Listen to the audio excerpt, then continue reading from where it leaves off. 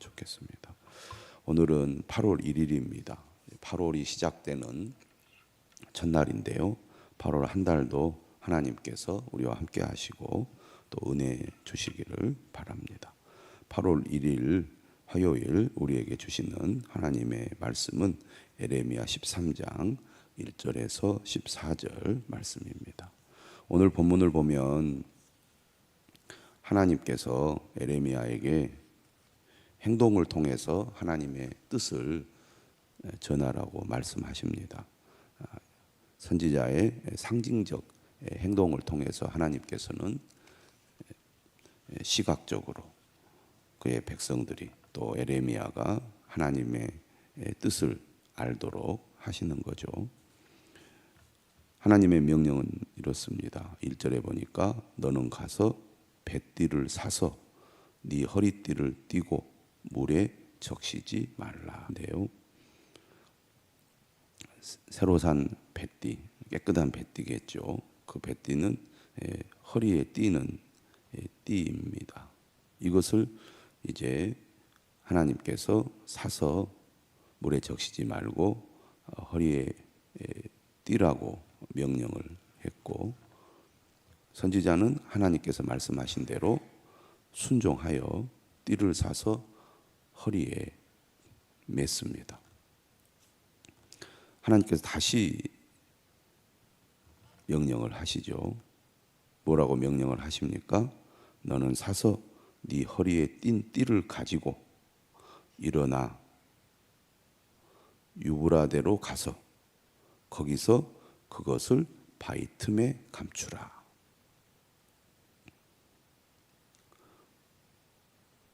두 번째 명령입니다. 허리에 띄었으면 그대로 내버려 두셔야 되는데 그것을 가지고 가서 유브라데로 가라고 말합니다. 유프라테스 강이죠. 엄청나게 먼 곳까지 갔다 오라는 얘기죠. 그래서 그 명령대로 순종했습니다. 이스라엘 백성들이 에레미야처럼 하나님의 명령에 순종했다면 얼마나 좋겠습니까? 그런데 이스라엘 백성들의 특징은 불순종이죠. 말을 듣지 않습니다. 불순종이 습관이 된 민족입니다.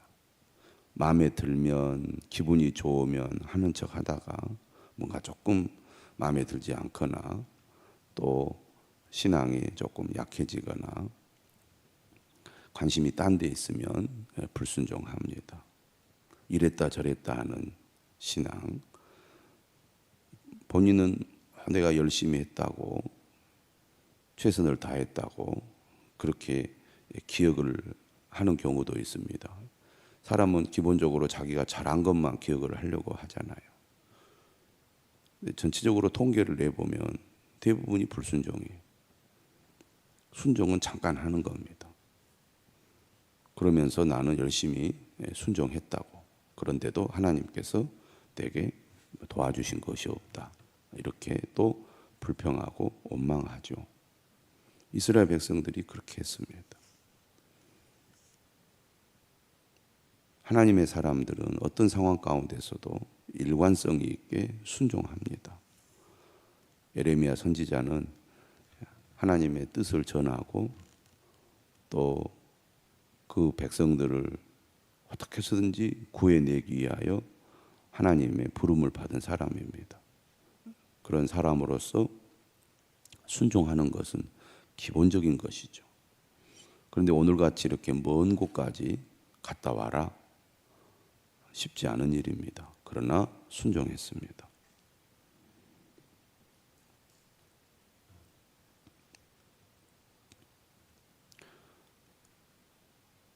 책임 있는 자리에 있을수록 순종하는 것이 중요하다고 하겠습니다.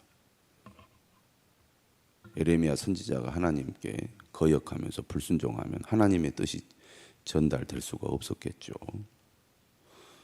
직분을 받고 또 가정에 또 책임 있는 위치에 있을수록 교회를 살리고 또 내가 맡겨진 직분을 잘 감당하고 또 내 가족들을 살리려면 에레미야와 같은 순종이 꼭 필요할 것입니다. 오늘 본문에 보면 에레미야는 순종하여 허리띠를 유브라데 물가에 감추고 돌아왔습니다. 그러자 하나님이 또 명령을 내렸어요. 6절에 보니까 뭐라고 얘기하시느냐면 일어나 유브라데로 가서 내가 네게 명령하여 거기 감추게 한 띠를 가져오라. 다시 가서 가져오라는 겁니다. 그러자 7절에 보니까 에레미야가 또 하나님의 명령에 그대로 순종을 합니다.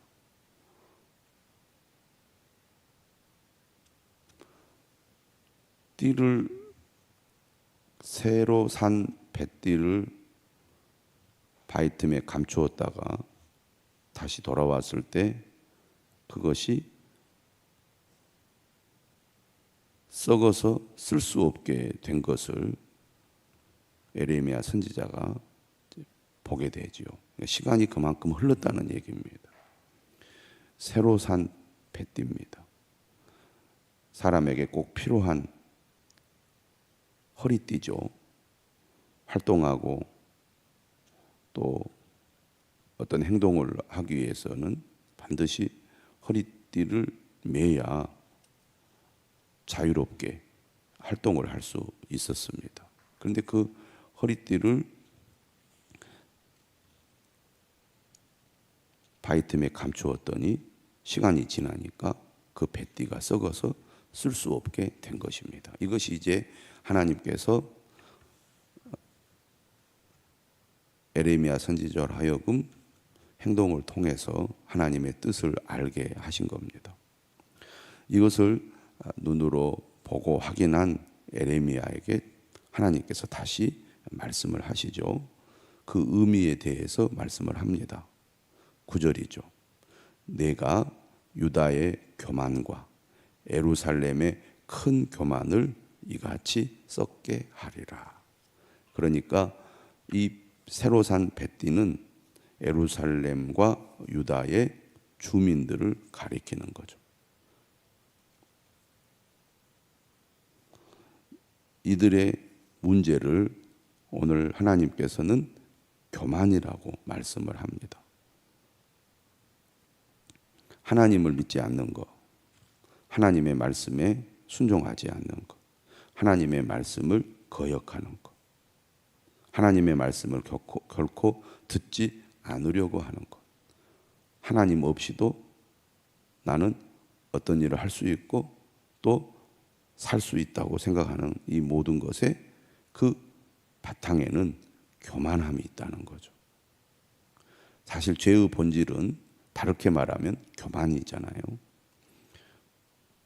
창세기 3장에 뱀이 하와를 꾀일 때도 뭐라고 말을 합니까? 선악을 알게 하는 나무의 열매를 먹으면 하나님과 같이 된다. 이렇게 유혹을 하지 않았습니까?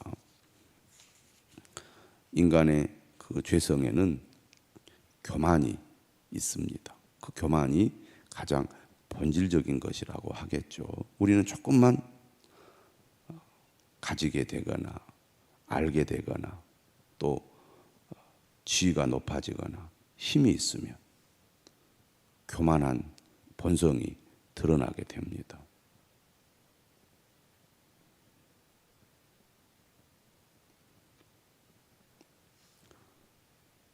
예루살렘과 유다의 주민들의 교만을 오늘 지적하면서 특히 예루살렘을 가리켜서 큰 교만이라고 말하고 있습니다.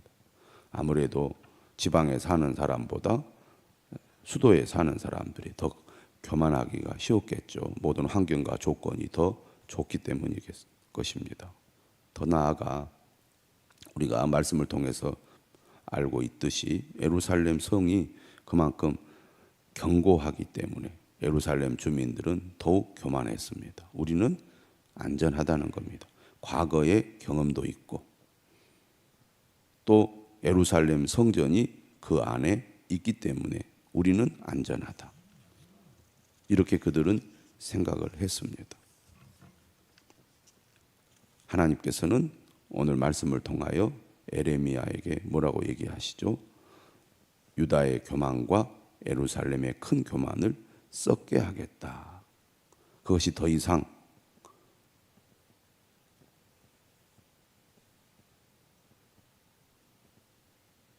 존재하지 못하게 그 교만을 하나님께서 꺾어버리시겠다는 거죠. 10절은 말합니다. 이 악한 백성이 내 말 듣기를 거절하고, 교만하다 보니까 가장 기본이 뭡니까? 하나님의 말씀을 듣기를 거절합니다.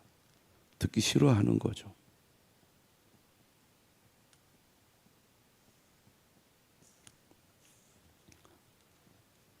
믿음의 삶을 산다는 것은 하나님 말씀에 귀를 기울이는 것이고 그 말씀을 듣기를 좋아하는 것인데, 믿음이 병이 들고 교만이 커질수록 하나님의 말씀을 듣기를 싫어합니다. 듣기를 거절하는 거죠. 하나님의 말씀을 듣기를 거절하니까 당연히 그 행동이 그 마음에 완악한 대로 행하게 됩니다. 듣기를 거절하면 안악한 행동으로 이어지게 되는 거죠. 하나님의 뜻과는 반대되는 대로 하나님이 싫어하는 행동을 하게 된다는 얘기입니다. 그리고 다른 신들을 따라 그를 섬기며 하나님 아닌 다른 것에 마음을 빼앗기고 하나님보다 다른 것을 더 사랑하고 더 가까이 하고 숭배하게 되는 거죠. 다른 신을 따라 그를 섬기는 원인이 어디에 있습니까? 그들의 욕심을 채우기 위해서죠. 하나님은 내 뜻대로 안 해주시는데 다른 신들은 내 욕심이나 내 탐욕을 채워주리라고 기대를 하기 때문이죠. 그래서 그를 섬깁니다. 오늘날에도 마찬가지죠. 사람들은 하나님의 말씀을 듣기를 거절합니다. 자신의 고집대로 행동을 하죠. 자신의 뜻대로 행동을 합니다. 이렇게 하세요. 절대 듣지도 않을 뿐만 아니라 하지도 않습니다. 자신이 마음에 딱 정하고 그렇게 하기로 결심하면 아무리 하나님의 말씀을 전해도 자신이 해야 될 일이 있음에도 불구하고 고집을 부리고 절대로 듣지 않죠. 완악한 마음이 그를 사로잡아 하나님의 말씀을 듣지 않게 하고 하나님의 말씀대로 순종하지 않게 합니다. 그리고 자신의 욕심을 따라 행동을 하게 됩니다. 하나님 아닌 것을 더 하나님보다 사랑하게 되죠. 그런데 그들의 이러한 모든 것들을 다 쓸모없게 만들겠다는 겁니다. 그들이 이 띠가 쓸 수 없음 같이 되리라. 결국 하나님이 버리면 보호받을 수 없는 겁니다.